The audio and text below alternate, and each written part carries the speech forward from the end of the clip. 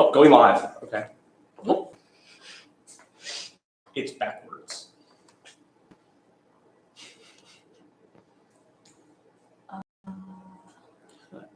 Edit button.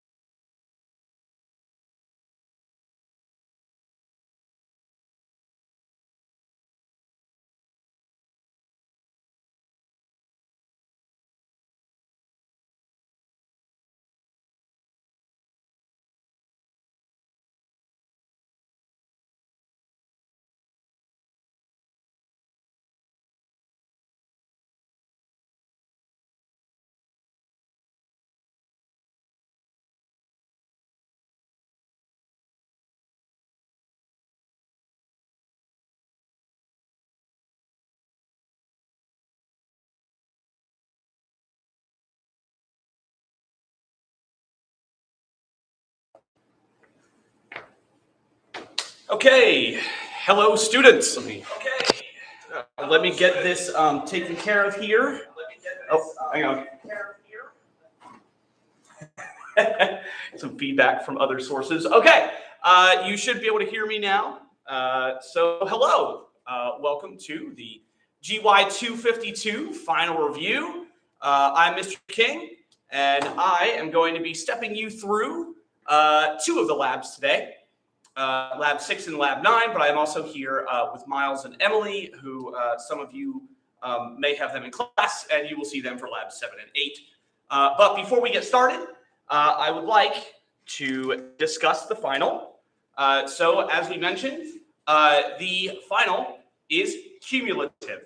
And I want to write down the things that you will need to know heading into the final from the first half of the semester, as there is a good chunk of questions that are going to be there from the first part. So from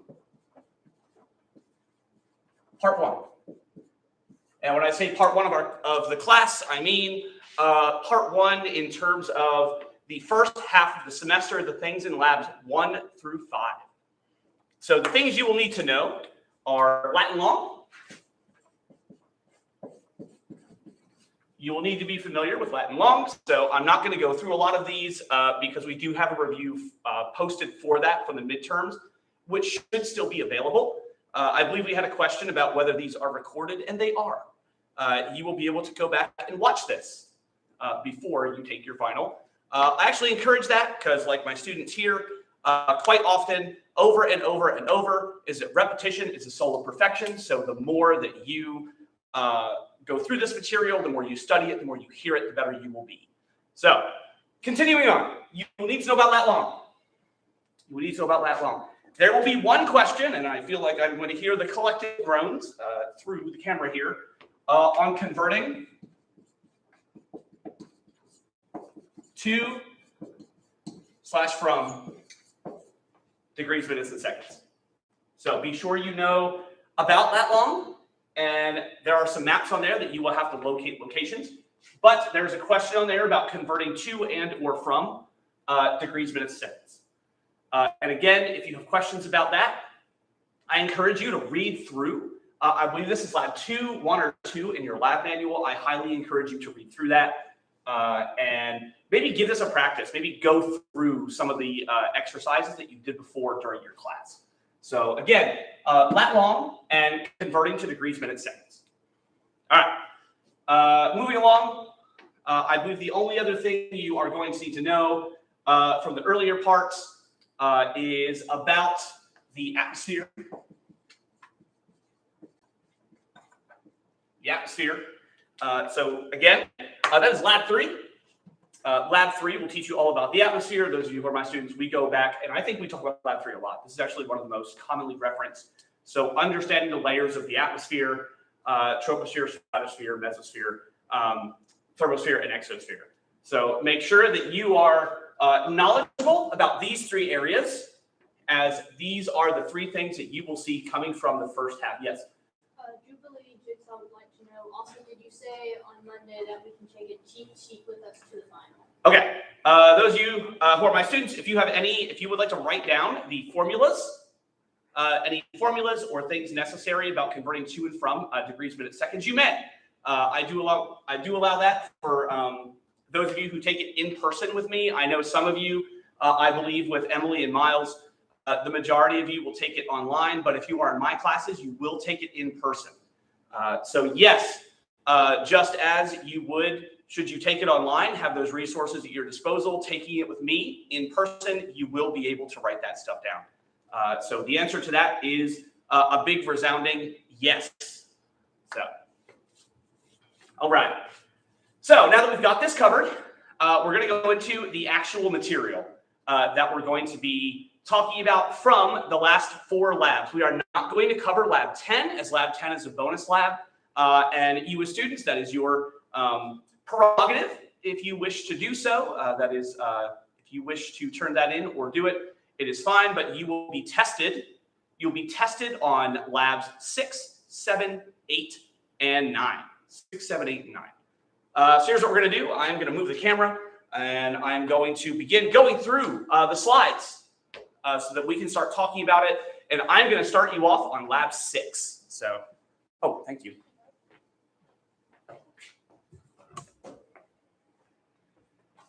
All right. You felt good? Yes. Perfect. Absolutely perfect. All right, team. So this is your, as we get in here, your official GY252 final review. So let's get started. Let's see. So we start with lab 6, which is atmospheric pressure, and remember, for the first half of the lab, a lot of what we talk about is talking about gravity and its force being exerted outward, right, from the Earth. In my classes, we talk about gravity separation, which is what separates the heavier elements from the lighter, giving us the atmosphere and lighter elements from the lithosphere on downward, right? But when it comes to talking about atmospheric pressure, we are talking about the force of gravity being exerted upon our planet. So let's talk about atmospheric pressure. So atmospheric pressure talks about the weight. The weight of the atmosphere being held to Earth's surface by gravity is known as pressure. So when we talk about the weight of the atmosphere, one thing to note is, again, hearkening back to lab 3, we talk about how certain layers of the atmosphere are thicker and have more, or are more densely packed with these molecules of air, right? So the nitrogen, oxygen, and so on that makes up what we breathe, okay? So we are talking about the pressure being exerted upon our planet. The force of pressure is strongest closest to the Earth's surface and decreases with altitude. So it decreases with an increase in altitude. And that is because, again, going back to lab 3, remember, this is all very much connected, is the troposphere is the thickest atmospheric layer, right? I've often talked about how we swim. We almost swim through the atmosphere.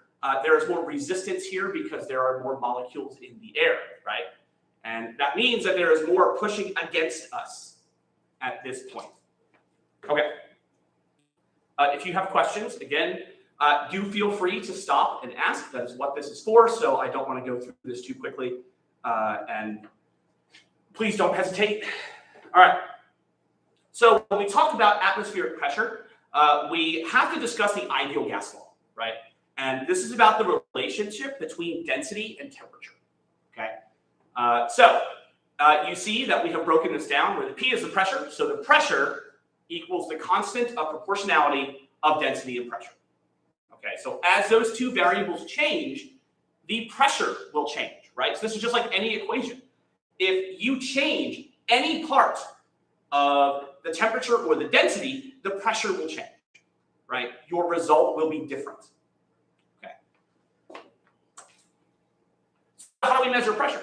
Well, we have an object called a barometer, That is what we use to measure pressure, right? And this barometer measures pressure in what are called millibars, And as you see, it is the pounds per square inch, okay? And just so you know, the average atmospheric pressure at sea level is 1013.25 millibars, okay? And just as we talked about how the air, the density of the air changes with altitude, so too will the pressure, right? And as you can imagine, as we get higher into the atmosphere, we will have less pressure being exerted because there will be less things to fill a parcel of air. And I think you will see this come up too in atmospheric moisture where we talk about these parcels, right?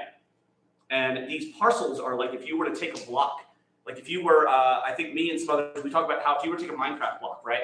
And you were to pull one of those blocks of air, those cubes of air, that is what we refer to as a parcel. And we talk about the atmospheric pressure at any parcel of air at the surface is about 1013.25. But that does change because it is an average, right? Yes, we've already discussed the barometer. So any questions so far? Any questions? I don't want to go too quickly through this. Okay. All right. So atmospheric pressure, how do we measure this? Well, I'm sure you have seen maps like this, maybe watching the news or on the Weather Channel, or even just like opening up a book about weather, but this is how we measure pressure, right?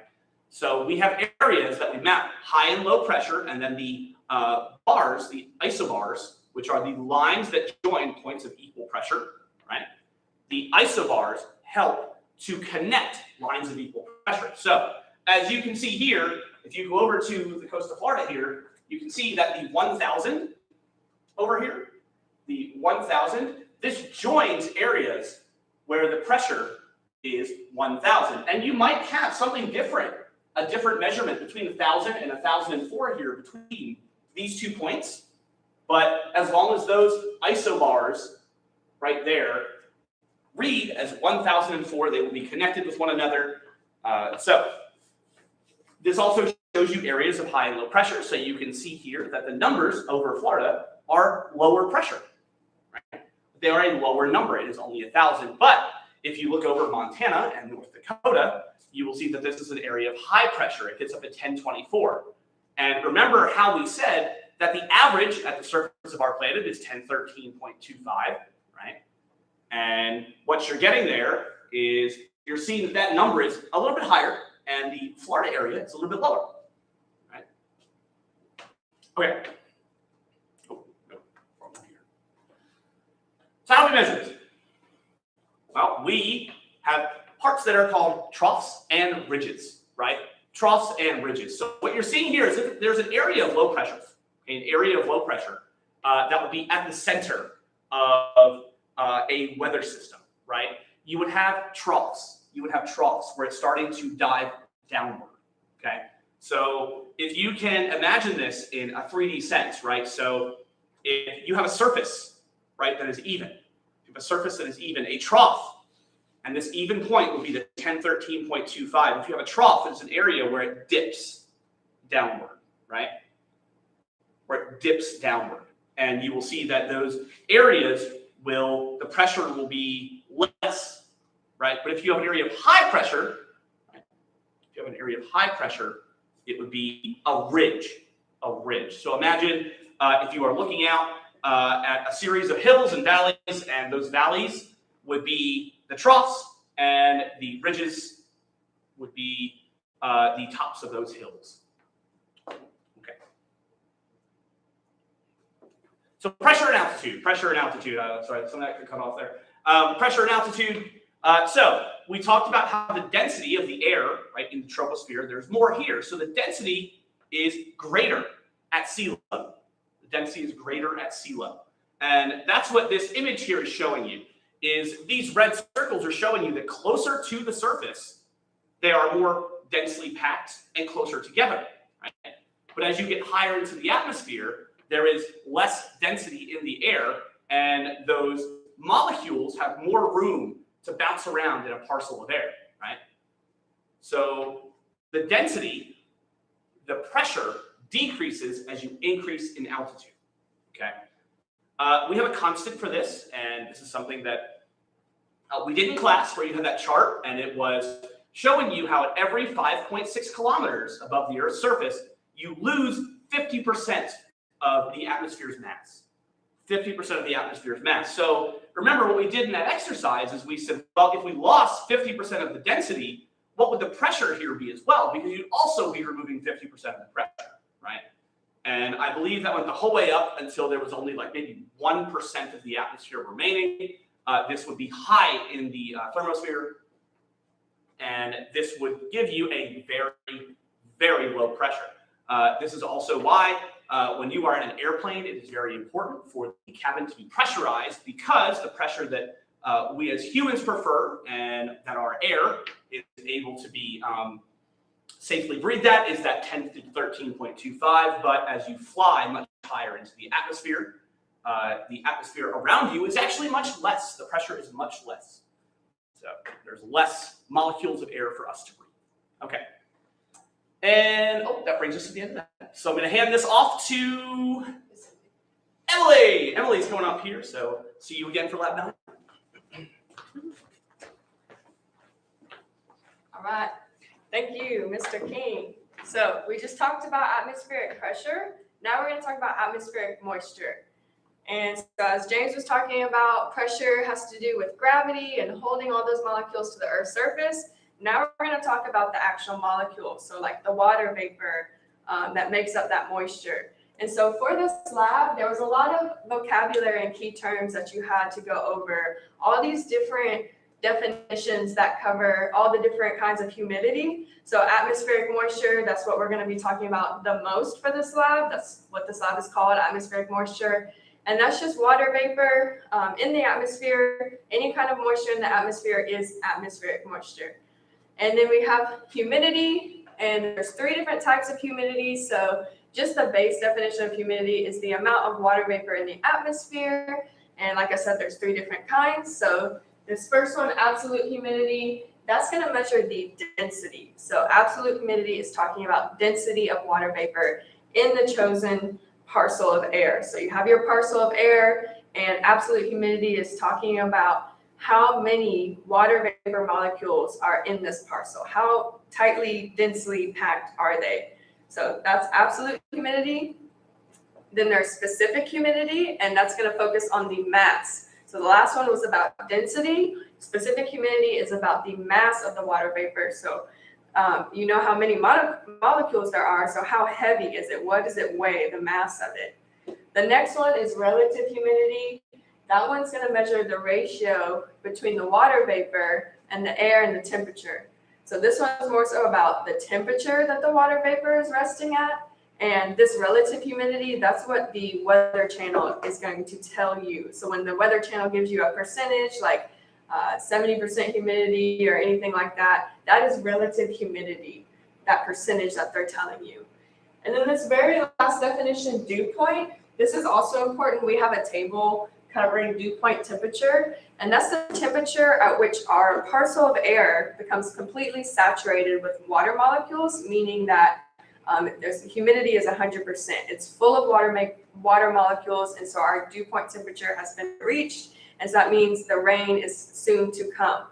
So those are all the definitions that were important for this lab. And then this is our charts that we looked at. So you remember we talked about the instrument used to measure these different temperatures. It's called a Sling Cyclometer, and it has 2 thermometers, the wet bulb and the dry bulb. And so you use that and you swing it around, right? And you get your 2 readings on the 2 different thermometers. And so this column right here is just the normal air temperature. So that's what the dry bulb is reading. So whatever the dry bulb, the regular normal air temperature is this column right here. And then across the top, it says depression of the wet bulb thermometer. So all that means is you take the wet bulb reading and you subtract it from the dry bulb, and that gives you the depression of the wet bulb. So it's just the difference between them 2 if you subtract them. So let's do an example. If our air temperature is, let's say it's 40, and the wet bulb was maybe 36, the depression between them is 4. So 36 minus 40 is 4. So we're going to look at 4 on this top row. So 40 and 4 are going to meet right at 68. So we know that our relative humidity is 68%. So that's how you're going to use this chart. And this is the relative humidity one. And this next one, this is for the dew point. You use the charts in exactly the same way. It's just this column is for the dry bulb temperature, so the normal air temperature. And then across the top is going to be the difference between the dry bulb and the wet bulb. So this one I think is in Fahrenheit, whereas the last one was in Celsius, but it's the same idea here. You just find the 2 numbers and find where they meet in the middle.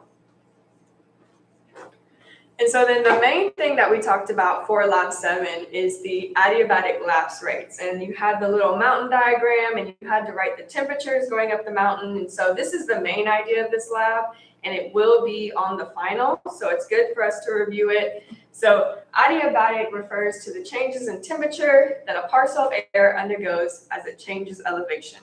So basically all that's saying is that as parcels of air, as they go up in elevation, the temperature is dropping. It's getting colder.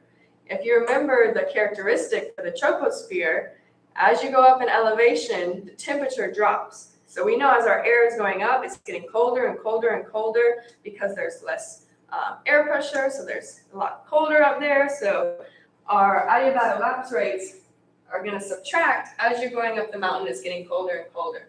So we're going to use these together. One thing before I go to the next slide though, I want you to notice how the dry rate has a higher cooling rate than the wet one. So if the air is dry, it's going to cool down or heat up a lot faster than if the air has moisture in it. If the air has moisture, that moisture is going to make it harder for the temperature to change. It's going to cool down a lot slower or heat up a lot slower.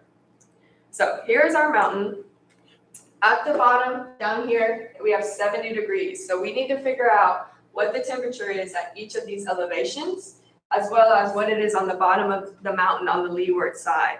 So starting with 70 degrees, we need to figure out which adiabatic lapse rate to use, and then we need to apply it. So we're down here at 0 feet elevation. So ground level, 70 degrees. And we need to get up to A, which is at 1,000 feet elevation. So we're going a distance from 0 to 1,000, so 1,000 feet.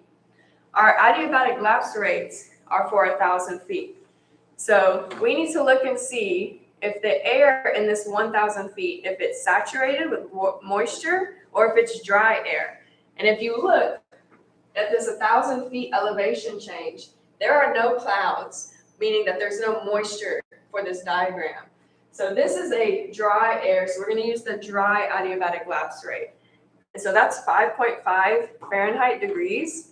So all you're going to do is take 5.5 minus 70, and that's going to get you your temperature at elevation A. So 5.5, we subtract it from 70, that gives us 64.5. Remember, the reason we subtract is as you go up a mountain, it's getting colder and colder. This is why we have snow on the top of mountains, because there's less air molecules keeping you warm. All right, so now we're going to go from A to B. So now we're at this elevation 1,000, and we have to get up to B, which is 2,000. So we're only looking at this air in between A and B, this 1,000 elevation change right here. There's still no clouds, which means there's no moisture. So we're going to use the dry rate. There's still no clouds here from A up to B. So we're going to subtract 5.5 again, and that's going to give us 59 degrees. So far, we've used the dry rate twice because there's still no clouds. But now we're going to go from B to C.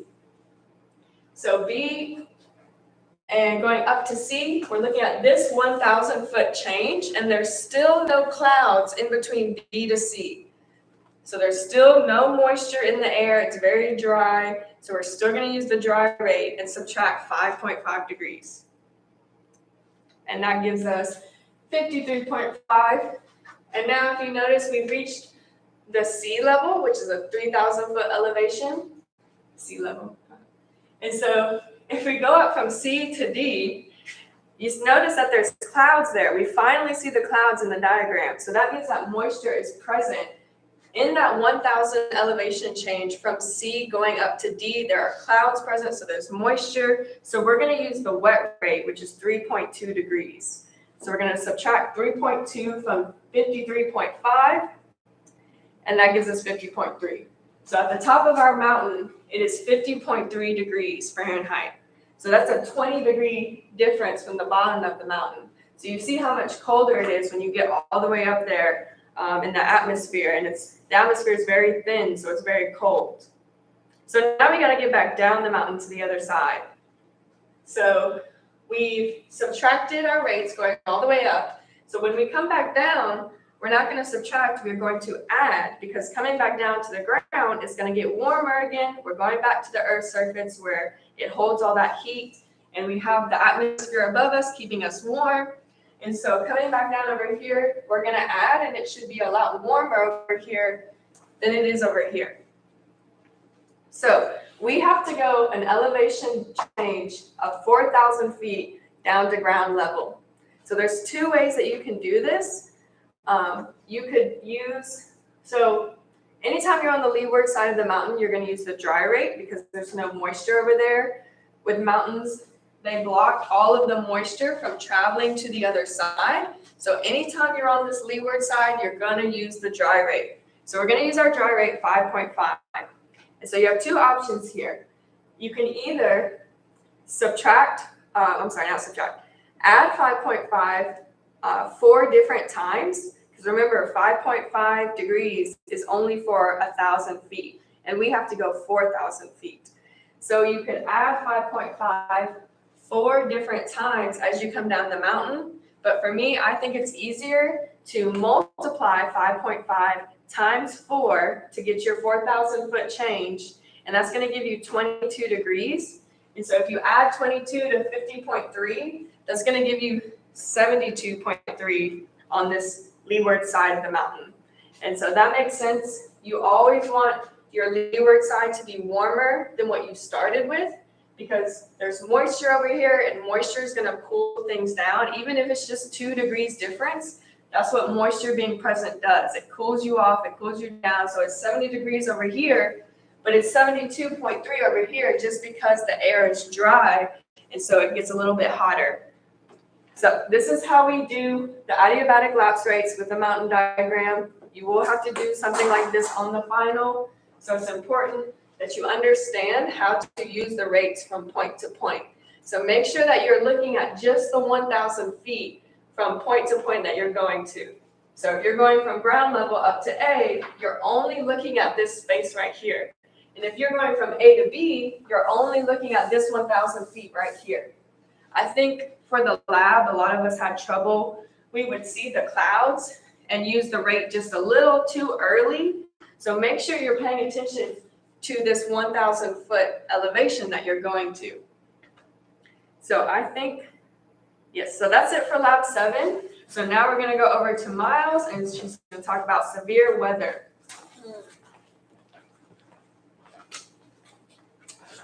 So yes, our severe weather section, if you want to review along with the lab, it starts on page 63. So let's get into things. The most important thing from this section is going to be our air masses. And there's a very good diagram of what the air masses around the world look like on page 65. So our air mass characteristics are that they are large and they have uniform temperature, humidity, and stability. So they're going to be distinctly different from our air parcels around them. So if you keep in mind the Minecraft brick, like we talked about, like James has talked about, that parcel is going to be different from the other parcels, and that's going to make up our air masses.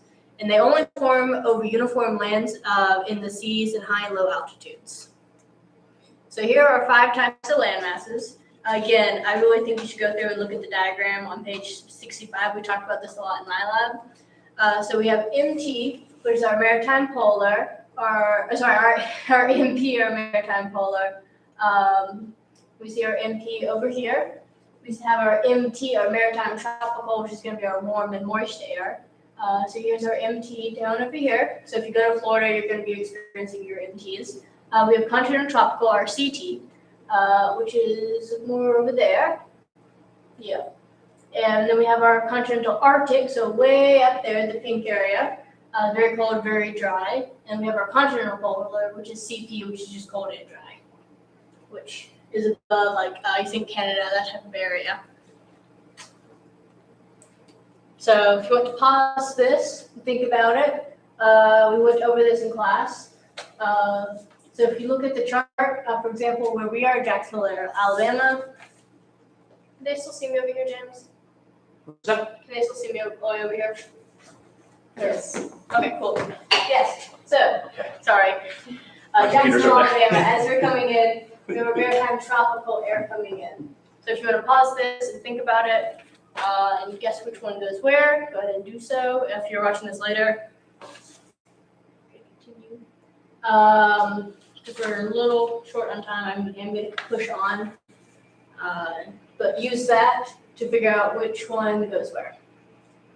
So then we have our fronts, which begin on page 66. There's really good diagrams, and they're going to match up with the ones over here. So what a front is when 2 air masses collide and the buffer zone is then created, and that is the front that we're talking about that we want to examine. So when there's this collision, it creates a narrow barrier between the 2 air masses. It's a pretty large area, and they move in the direction of the strongest air front or air mass. It's going to be displacing the weaker air mass, so it's going to be pushing it over, basically. So we have our cold front. So we have our cold air coming in, over here, and it's displacing that warm air. So a cold air results in heavy rain and rapid temperature drops. So when the temperature drops, the RH, remember that RH is your relative humidity, rises and the dew point temperature is then reached before we rain. So we have our warm front. So in this case, our warm air comes in and displaces our cold air. So we get our warm front. So it's unstable and it can result in slight showers and create these horrible, shallow clouds that we see in the sky. So far, no questions. Good, awesome. So we have our stationary front. So in this case, neither one is completely replacing the other. So it just is stationary like its name sounds. Sorry. Oh, okay. So the two air masses mix, but neither is really overpowered or replaces the other. And then we have the one which we had a little bit confusion in my class about, which is the occluded front. So keep in mind the occlusion is what we see right here, this area. So our occluded front is when a warm front or a cold front very quickly overtakes our warm front and pushes it up off the surface. So it cuts off this warm air from the surface when these two fronts meet, and that is our occlusion. Oh, cool. Photographs. Okay. Somebody asked, when is final exam? You want to answer that? Oh, yeah. Okay. Hello, I'm back again. Yes, your final exam, Layla, it is on Friday during class. You will. For that last section. Yes, for my classes, it is during your class time. Your online sections, They have the whole week. Yes. yeah, you have the whole week, and Once they open it, it closes. and those of you who are in person with Miles and Emily, It's online. it's online. Okay, so I believe. Oh, yours are in there. Mine show up. Okay, if you are in Miles or my class, you will come in during your class period and take your final at your normal class time next week. So there is no special time during your normal class time. If you are watching this and you are online, yes. So you'll be. So if you are in my Monday class, see you Monday. It'll be cool. I hope it'll be easy. We'll get there. Okay, perfect. All right. So let's bring this thing home. Let's bring this thing home with climographs. So this is the last lab, and some of you, I believe, some of you who may be watching just got this lecture today. So enjoy your review, because again, repetition. All right. So climographs.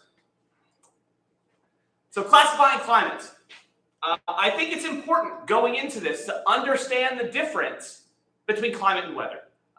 This is something that I feel like we constantly need to be sure is reinforced and reiterated. So for those of you who are in my class, you remember that we watched a video of Dr. Neil deGrasse Tyson walking his dog along the beach. As you can see, I have an image from it here in the corner. And he walks in a straight line, right? He walks in a straight line, but as his dog moves around him, he watches as it goes back and forth, but it's always connected to him. And this is the way that weather and climate interact with one another, where climate is about the trends. It's about the trends, the solid line, solid moving line. It's about averages, okay? It's about averages. But weather moves. Weather changes over time, but it is always tied to that average, right? So when we talk about classifying climates, we are talking about averages, okay? And the way that we do this is from the Köppen classification system, which is based off of temperature and precipitation. As it turns out, vegetation is actually a really good way to kind of take the pulse of an area and see what the climate is like for that area, what kind of environment exists there, okay? So yes, climate is driven by averages, right? So as you can see on the image in the corner, I believe that is fairly visible, where it is the image of Dr. Tyson walking his dog on the beach. The climate is predictable. We can predict accurately the climate of an area. Weather is something entirely different. Weather changes by the day, or like they say down here in Alabama, just wait 5 minutes. But to do this, we use 3 degrees of classification. 3 degrees of classification. When I talk about 3 degrees, I know we've talked about temperature and we've talked about latitude and longitude, but we are talking about 3 separate criteria that we are looking for. Yes. So let's talk about that. This chart you will have here, I'm sure you're sick of seeing it, but this is how we do it. And you see that there are three separate columns here that we use to classify that. These are our 3 degrees, right? And the first one classifies it, it gives it an overarching classification, right? Your A for tropical humid, your B for dry, your C for mild mid-latitude, your D for severe mid-latitude, and then your E for polar. Your E for polar, okay. And then we go on to the 2nd degree, right? And the 2nd degree talks about precipitation, okay? That's going to be your middle column. We'll talk about precipitation. And the 3rd degree, we'll talk about the temperature. Okay. You have a question? I do. If you are in my class, the answer to that is yes. The answer to that is yes. You will have the chart for your exam. So, all right. I believe if you are, I actually think I'm the only one of us who gives paper exams. So yes, if you are in a class taking on your computer, you should be able to have it on there from your lab manual. But if you are here with me, if you are with me taking it, as I'm the only person who gives paper exams, I will furnish it for you. All right. Okay, so let's talk about the major climate groups. Major climate groups. So we have the A, the tropical humid, right? And this is our wet, low latitudes. These are the areas between the tropics, right? Remember, 23.5 degrees, the tropics, right? And the tropics mark the furthest extent of the sun's direct rays, okay? Taking it all the way back to Earth-Sun relationships. One of my favorite labs, but okay. We're not gonna digress here. But then we have the dry, the B for the dry.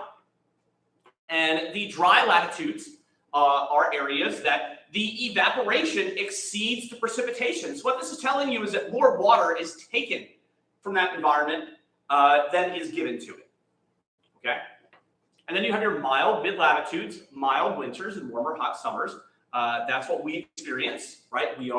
Our climate here, our climate classification is CFA, okay? CFA, we have the mild mid-latitude. All right. And then we have D for the severe mid-latitude, which is very cold winters. And this is where you start getting up into Canada and New England, okay? And then for E, you get your polar, your high latitude, very cold. Okay. Oh, wrong computer. I'll keep hitting them. Okay, moving along. Our 2nd degree, which is the middle section of that chart, right? There are a couple different classifications. There are 8. But something here is where we start needing to understand the necessity for making sure you have the proper case, right? The lowercase or uppercase, okay? So the 2nd degree, we get into precipitation patterns.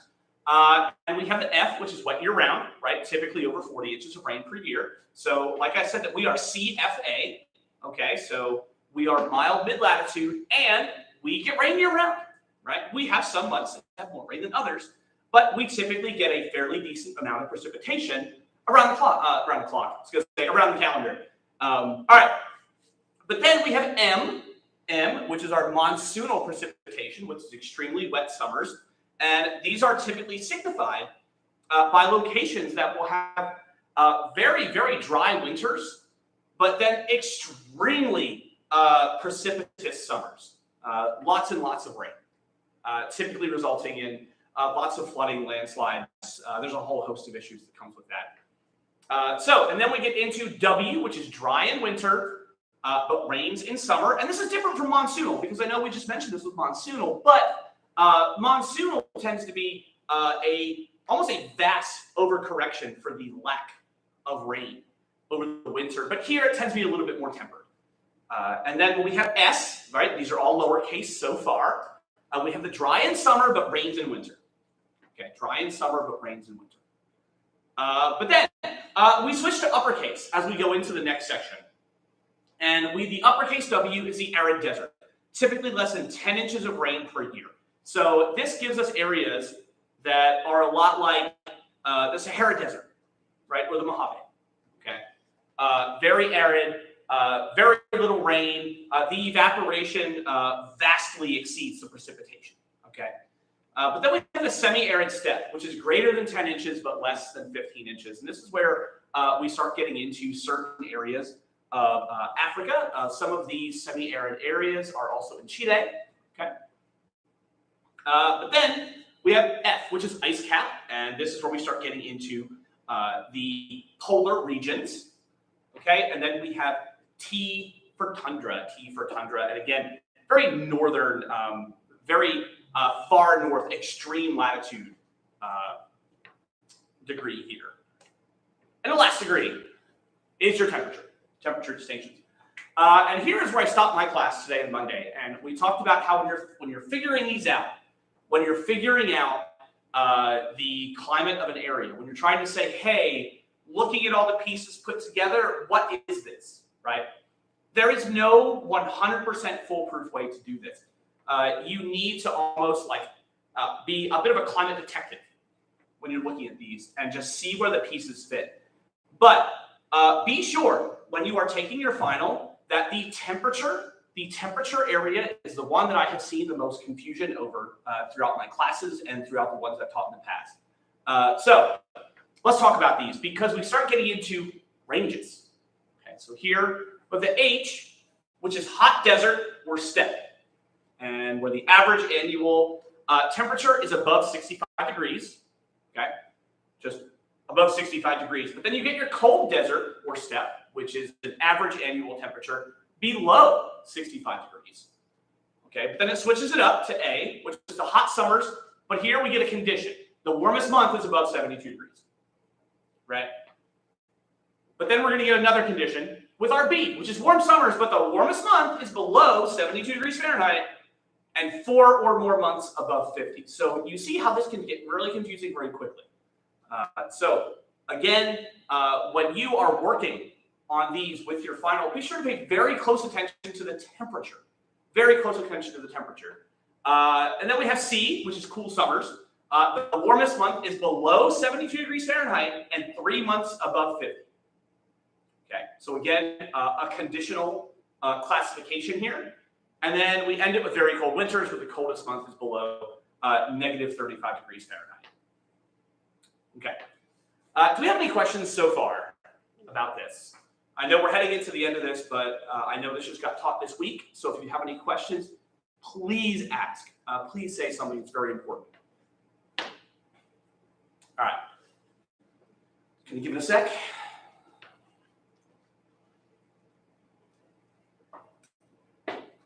Okay, moving on.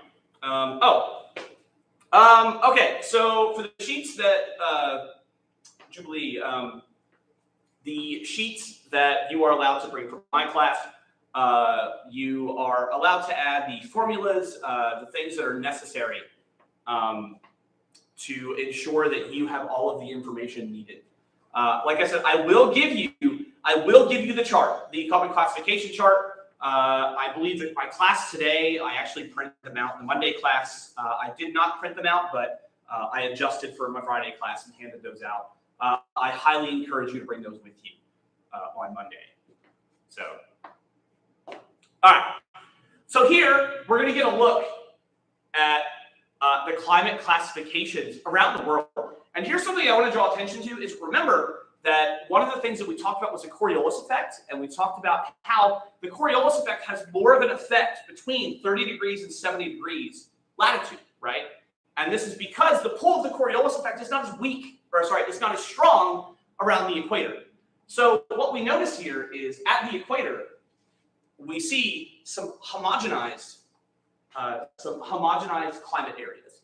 Lots of very tropical areas, okay? You see lots of blue, but also lots of arid areas and very little existing outside because the weather patterns are not nearly as dynamic as what happens in areas where the Coriolis effect is stronger, right? Between 30 and 70 degrees.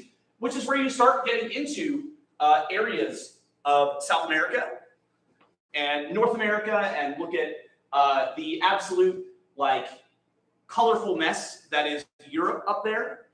There are many different climates in Europe alone. Okay. So, a climate graph. Let's talk about this. The anatomy of a climate graph. Okay, so in class, for your lab, you had to make these. You had to make these. And there are 6 major parts of a climate graph. And the first part, you will see that the climate is typically listed at the top of the climate graph. Okay, so the climate here is CFA, right? CFA, which is pretty typical of the southeastern United States. Okay. And number 2 here, you'll see down here at the bottom, your x-axis, right? Your x-axis is your time, as it typically is. Okay. If you happen to struggle making the graph or building one of these, typically speaking, your axis for time will typically be your x-axis. And here we have the months from January to December. But here's where it gets confusing.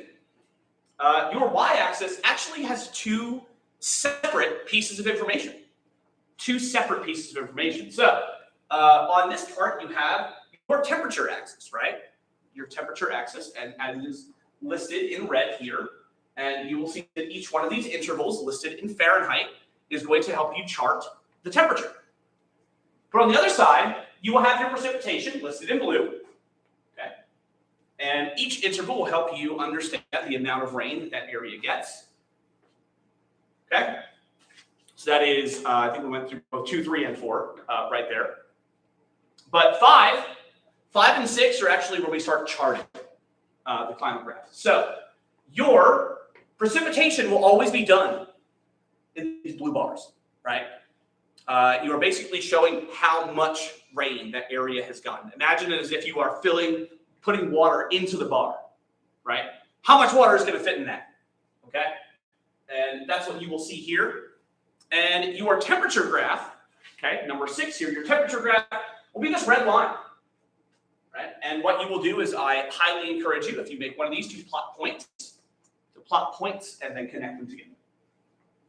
Okay. So that's the anatomy of a climate graph. So let's look at this one. So we see here the Nuevo Rocafuerte in Ecuador. Okay. And what we see here is a vast difference. I shouldn't say vast. I don't want to use that term because I don't want to mislead you. A marked difference in precipitation, okay, during the spring months as compared to the others, right? But notice something about the temperature. The temperature is almost a straight line, right? It is almost consistently about 80 degrees there every day, right? Every month, almost consistently 80 degrees. But one thing you note here is the temperature does take a slight dip, right, in the June and July months. So one thing I want to ask, if you are out there watching, why might the temperature take a dip? What can that tell you if the temperature dips in June or July? What does that tell you about its geographic location? So, let's see if I know I got some active ones out there. Somebody's going to say something. Don't let me down, students. We're doing school. I'll just answer it. So, hey, that's stuff. Yes, Southern Hemisphere. So, wow, those months for us are typically much warmer. In the Southern Hemisphere, it's different. And remember, this brings us all the way back to Earth-Sun relations, where we talk about how that part of the atmosphere is tilted away, right, at that point in time. All right, receiving less direct sunlight. Okay. But let's get back to the task at hand. So we see that the average annual temperature here is 77.5, and the average annual precipitation total is 113.8 inches. 113.8 inches. So let's go back to our chart. Whoop, wrong computer. Let's get back to our chart. Okay. And let's start putting this together. So we know that the average, and I said to start with temperature, so the average temperature is about 80 degrees. It's about 80 degrees. So this takes away a few things for us. One, this takes away polar, right? We've eliminated polar altogether. Okay? But we know that we're looking for hot summers. We're looking for hot summers. Okay? So typically here, we are talking about either D or C, right? Because dry won't work. Dry won't work. There's a lot of rain, right? So typically we're talking about D or C here. So we see, let's look at the criteria again. So let's look at D. Let's look at D. Hot summers, right? Warmest month, about 22 degrees C, okay? Which fits. All right, warm summers, or the warmest month is below 22, which it's not. They're all above 80. And cool summers, well, there aren't cool summers there because it's 80. And there are not very cold winters because even though the temperature dips, okay, even though the temperature dips, it is still not that. But then let's look at C. Let's look at C. Something to take note here. So we have hot summers, warmest month above 72 degrees. And then we have warm summers and then cool summers, which neither one of those apply. Okay? All right. So do we have any guesses out there as to what section this might actually fall in? I've explained temperature and I've explained precipitation. So does anybody want to take a real quick stab at what climate classification this might be? So we know that the average temperature is above 80 and consistently above 80. It's almost a straight line. And we know that they get a copious amount of rain. Right. Any guesses out there? We're almost to the end here, but I want to reinforce this as much as I can before we continue. There's a guess. Okay. CFA. CFA. Okay. Well, yeah, pretty close. Pretty close. I would also, I've seen some people talk about how this could possibly be. I like this example because this also comes up seen this in one of my past classes where it calls me tropical humid, but every part of this fits into the CFA, right? Every part of this fits. So, Megan, as you mentioned, we have wet year round, above 40 inches of rain, okay? We have, let's see, let's go to the temperature. So yes, hot summers, warmest month above, right? And the C is mild winters or warmer hot summers. So CFA would fit. I would also accept the A. You could possibly do an A with an AF, which would be almost a wet, low latitude rainforest. Okay, either one of those would fit in this location. Something to also take into account is, let me go back to the chart itself. Taking note of the country that it is in is a big hint. It's a very big hint. Telling you that this is extremely low latitude. So, yes, CFA, the criteria fits. The criteria fits. And again, this is where we talked about maybe some sleuthing, but if we were looking at the actual location and putting together the pieces of where it was, this is also an AF climate. So, and these are tricky. These are tricky. I'm not going to lie to you. Like these, as we talked about in class today, one of my examples, we went through the whole example only to realize it was something else entirely because it did fit criteria, but it was something else. It was something different entirely. And the reason why it would not be a CFA is because there's not much seasonal difference in temperature. They do not have a mild winter or a mild summer. It is completely hot the whole way through. So, all right. We're actually going to show you a few others. So again, I'm not going to step us through these bit by bit, but I'm going to tell you what to look for. I'm going to tell you what to look for, and I encourage you. You can feel free to stop this. I will step out of the way here further on if you want to try and figure out what each of these are. But take note. Something very important when looking at these is look for the outliers.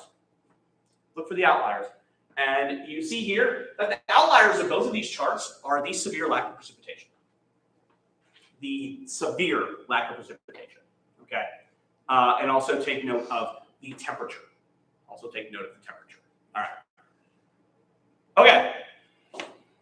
Moving on. Here we have one. Yeah, look at that. The precipitation line is almost nothing. Almost nothing. Vostok Station in Antarctica, almost nothing, with an average annual temperature of negative 67 degrees. That is insane.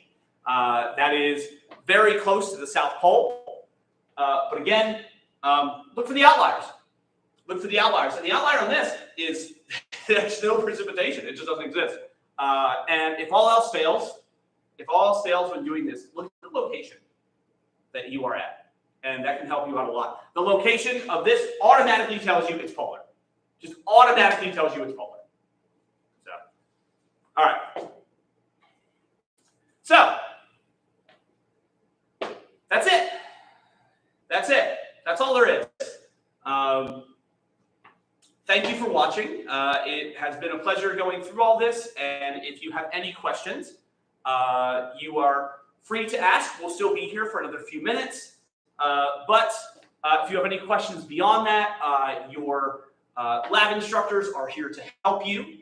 So, Emily, Miles, anything to add? All right. Well, best of luck. And, well, you have everything you need. See ya. Okay, done.